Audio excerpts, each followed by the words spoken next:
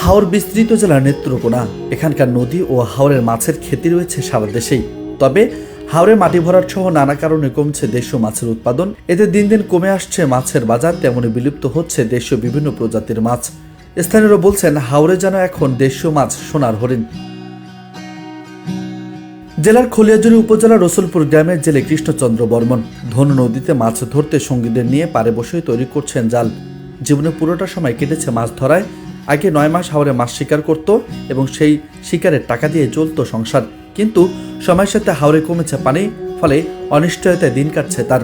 মাছ মারছি অনেক বেশি, বুঝলেন। এই সময় গেছে নৌকা বুঝাই দিছি, উতার নৌকা বুঝাই দিছি আমরা। আর ওখান যে সময়, বুঝলেন, এই সময় তো মাছ অনেক কম বলে মাছের দরে আর অনেক মারা আর আগের মারা এই সমানই আছে, দরে সমান আছে আর কি। আর মাছের সংখ্যা কম আছে অনেক যুগে, কমে পাওয়া যায় মাছ, সীমিত।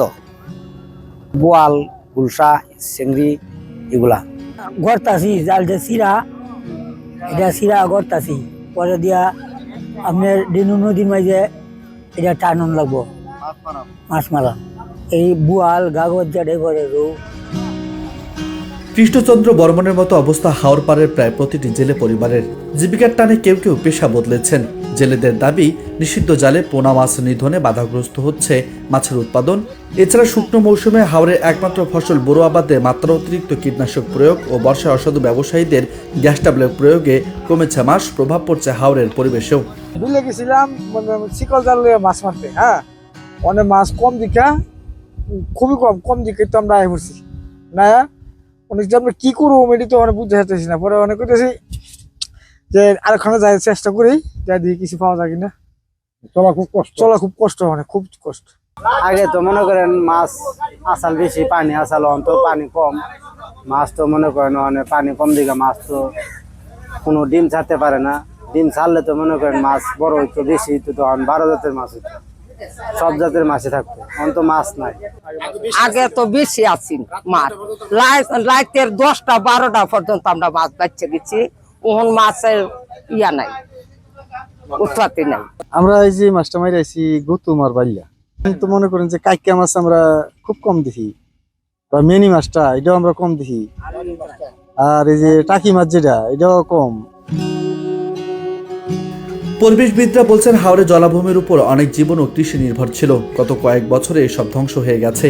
অতিরিক্ত সার ও কীটনাশক প্রয়োগ এবং হাওরের দেরিতে পানি আসার কারণে নষ্ট হচ্ছে মিঠা পানির জীববৈচিত্র্য।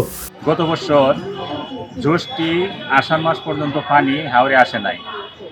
যখন আসে নাই তখন মাছের প্রজননও কমে গেছে এবং পৌষ মাঘ মাসে সেচ দিয়ে, ওষুধ ছিটিয়ে, রুটানল ছিটিয়ে যে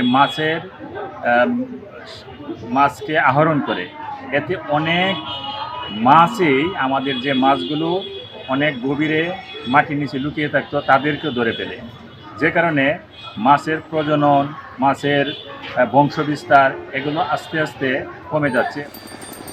হাওরের মাছ রক্ষায় কৃত্রিম প্রজনন ব্যবস্থা গ্রহণ করা হয়েছে বলে জানিয়েছেন জেলা মৎস্য অফিস।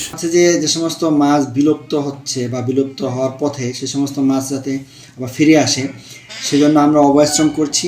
পাশাপাশি আমাদের গবেষণা প্রতিষ্ঠান আছে, মৎস্য গবেষণা প্রতিষ্ঠান বাংলাদেশ মৎস্য গবেষণা ইনস্টিটিউট, তারা গবেষণা করছে। বিশেষ করে রানী মাছ যেটা বললেন আপনি, অন্যান্য ছোটো মাছ যেগুলো আছে এগুলোর উপর গবেষণা করছে, যাতে এগুলো কৃত্রিমভাবে আমরা প্রজনন করতে পারি এবং এটা ধরে রাখতে পারি, এগুলো যেন হারিয়ে না যায়। সেজন্য কিন্তু প্রায় 42টা, আমার যতদূর মনে পড়ে 42টার মতো তারা প্রযুক্তি উদ্ভাবন করেছে।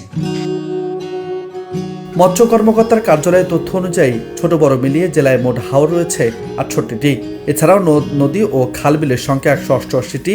সব মিলিয়ে জলাশয়ের পরিমাণ প্রায় 1,16,315 হেক্টর।